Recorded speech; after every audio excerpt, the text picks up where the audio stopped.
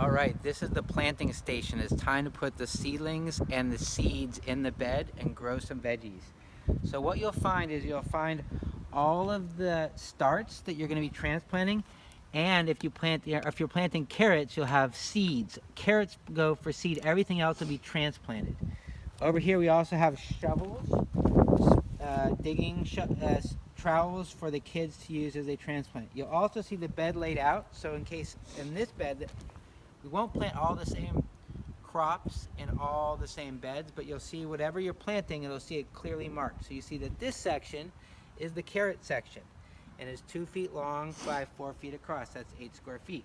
This section is another 8 square foot section, and it's lettuce.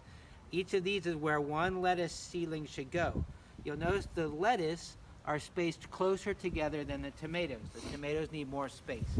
So this is the tomato section, clearly marked, and each one of these sticks represents where you're going to transplant a tomato start.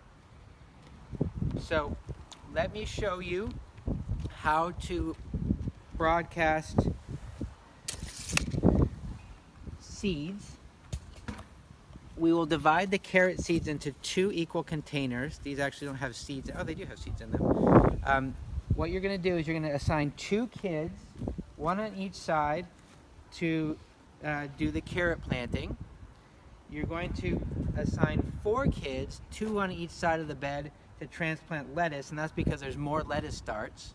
So 2, 4, that's 6, and you'll have 7 or 8 kids, so the other 2 will go 1 on each side to transplant the tomatoes.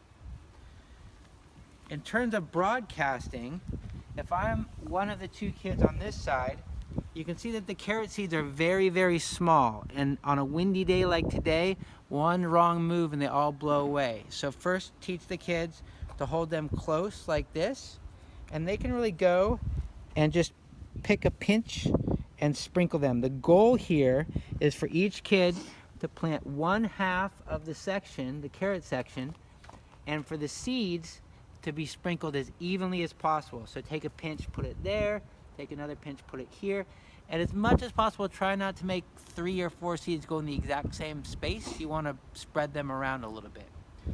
Once the seeds are broadcast, you can just have them tickle the soil a little bit like this, and it'll cause those seeds to fall down into the cracks and crevices and get down underneath the soil.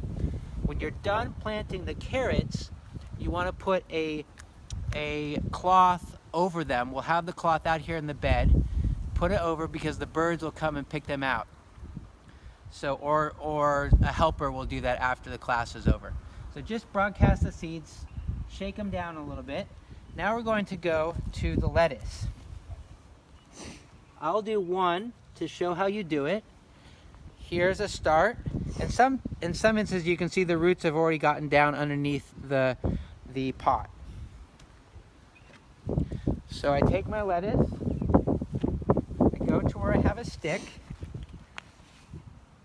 I'm going to take the stick up and remember where it was. The kids can poke them into, well, they should probably just put them on the pathway and we'll pick them up afterwards. Yeah. So I've got my spot. I'm going to loosen the soil a little bit and make a little hole. Now the great thing about this is it's already self-contained. It'll drop right down in, but we are going to want to take the newspaper off. There's nothing wrong with putting the newspaper in, but we really want to free this seedling to grow well. So I'm going to take the newspaper off, cup it in my hand so all the soil doesn't fall out. Can they just plant it like that at that point so that it doesn't all disintegrate? Sure. They can plant like this, but what you do want to do is poke a hole in the bottom, because what we're trying to do is get these roots free so they can go down. So now you see that the roots are down there. They'll continue to grow once they're in the soil. I just drop it in. Now here's an important part. You want to plant it so that the place where the plant comes out of the ground is just a little bit over the surface of the soil. Over or under? Just a little bit over. It's going to settle down. So you want up a little bit. And see how I just put it in and I pull the soil around it, and now it looks like it grew there from seed from the very beginning. Now remind the kids not to step on the soil, not to smush it down, because we've done a lot of work to loosen the soil. We want it to be as loose as possible. And you can tell them, imagine your finger's a root. push it into the soil. See how easy that goes in? That's exactly what you want to maintain. These lettuce are going to do really well because the soil's loose, it's rich, and it's moist, and the roots are really going to dig in, and that helps prevent diseases and pests as well because the plant's going to be very healthy. So we'll also have how about we have a white bucket tray to collect all the sticks and the scraps of newspaper? That's a great idea. Okay.